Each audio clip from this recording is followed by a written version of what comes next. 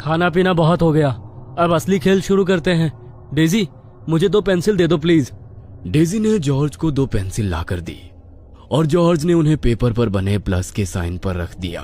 देखो, अब मैं ये गेम शुरू करने वाला हूँ और चाहे कुछ भी हो जाए, लेकिन एक बार गेम स्टार्ट होने के बाद हमें एक दूसरे का हाथ नहीं छोड़ना है। जहाँ तक मैंने देखा और सुना है, अगर किसी ने भी ऐसा किया तो हमारे लिए बहुत मुश्किल हो सकती है। चलो सब एक दूसरे का हाथ पकड़ लो। जॉर्ज ने बीच में उस पेपर को रखा और वो सभी उस पन्ने के इर्द गिर्द एक गोल घेरा बनाकर बैठ गए। तभी जॉर्ज ने कहा, चार्ली, चार्ली, क्या तुम यहाँ हो? जॉर्ज के ऐसा कहने पर उस पेज पर रखी पेंसिल में कोई हलचल नहीं हुई। तो जॉर्ज ने फिर से कहा, चार्ली, चार्ली, क्या तुम यहाँ हो?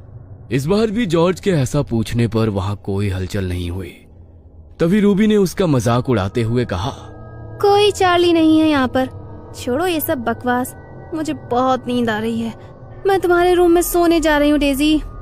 इससे पहले कि जॉर्ज उसे कुछ कहता, इससे पहले ही रूबी अपना हाथ छुड़ाकर उस गोल घेरे से बाहर जाने के लिए उठ गई। ये क्या बकवास किया तुमने? तुम्हें पता है ना ये कितना डेंजरस हो सकता है, हाथ क्यों छुड़ाया तुमने? अरे कुछ नहीं है यार, रिलैक्स कर। तुझे यकीन नहीं होता ना, तो देख अभी मैं करके दिखाती हूँ। चार्ली, चार्ली, क्या तुम यहाँ पर हो? देखा, कोई भी नहीं है। ओह शिट, कोई स्पिरिट है यहाँ पर। तुमने ये क्या किया रूबी? अब बैठो यहाँ पर, वरना बहुत बड़ी मुसीबत हो जाएगी।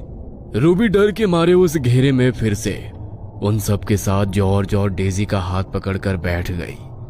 तभी डेजी ने पूछा, चार्ली, चार्ली, क्या तुम हमें सुन सकते हो? डेजी के ऐसा पूछते ही वो पेंसिल फिर से बड़ी ही तेजी से घूमती हुई यस के साइन पर जाकर रुक गई। क्या तुम हमसे कोई मदद चाहते हो? इस पर तो नो का साइन आ रहा है। इसे हमारी मदद नहीं चाहिए, तो हमें इसे गुड बाय कहकर गेम खत्म कर देना चाहिए। नहीं डेजी, हम ऐसा नहीं कर सकते।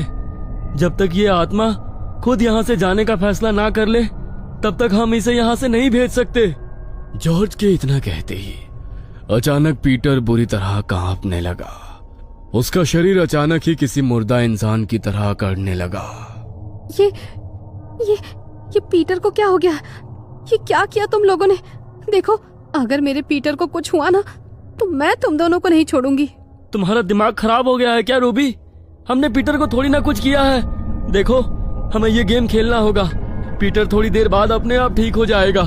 जॉर्ज ने जैसे ही ऐसा कहा, वैसे ही पीटर की आंखें बिल्कुल सफेद होकर ऊपर को हो गई और वो रूबी की ओर देखते हुए बेहद भयानक तरीके से हंसने लगा। रूबी, माय स्वीट हार्ट, देखो मैं आ गया। मुझे लगा तुम मुझे बहुत मिस कर रही होगी, इसलिए मैं तुमसे मिलने आ गया। अब तो तुम मुझसे मिलने मेरे पास नहीं आ सकती, लेकिन मैं तो तुम्हारे पास आ सकता हूँ। तुम नहीं, ये सच नहीं हो सकता। ये सब मेरा भ्रम है। तुम वापस नहीं आ सकते। नो नो नो, मैं वापस आ सकता हूँ। मैं वापस आ चुका हूँ माय लव। ये आवाज तो। इससे पहले कि डेजी आगे कुछ बोल पाती, तभी पीटर खुद ब खुद ही अपने शरीर की हड्डियों को मोड़ने लगा।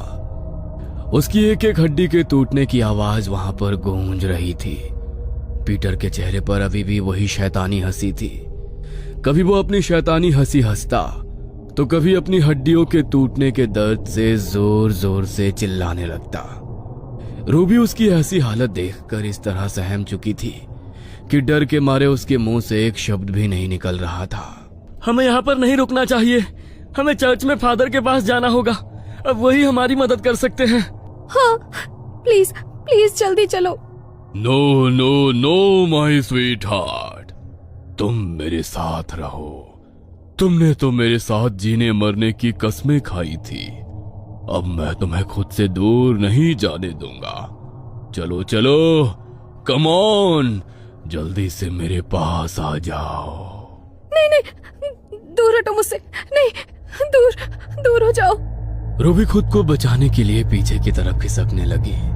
तभी पीटर अपने टूटे फूटे शरीर के साथ अचानक रूबी की ओर बढ़ा और एक ही झटके में उसे बड़ी ही तेजी से घसीटता हुआ घर के स्टोर रूम में ले गया। रूबी के चीखने की आवाजें पूरे घर में गूंजने लगी। वो मदद के लिए बेहद बुरी तरह चिल्ला रही थी। जल्दी करो जॉर्ज, हमें फादर के पास जाना होगा, वरना वो दोनों। घबराओ मत डेजी, उन्हें कुछ नहीं होगा, जल्दी चलो। वो दोनों ड्राइंग रूम की खिड़की के रास्ते से जल्दी से भागते हुए घर के पास वाले चर्च में पहुंचे।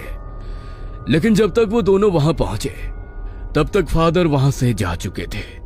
दोनों ने अपनी सुरक्षा के लिए चर्च में रखे होली क्रॉस के लॉकेट को अपने अपने गले में पहन लिया। उनके पास अब मदद के लिए कोई रास्ता नहीं था, इसलिए उन्होंने चर्च में रखे होली वाटर की बोतल को उठाया और जल्दी से घर आ गए। घर आते ही वो दोनों स्टोर रूम की तरफ गए जहां पीटर रूबी को घसीटते हुए ले गया था।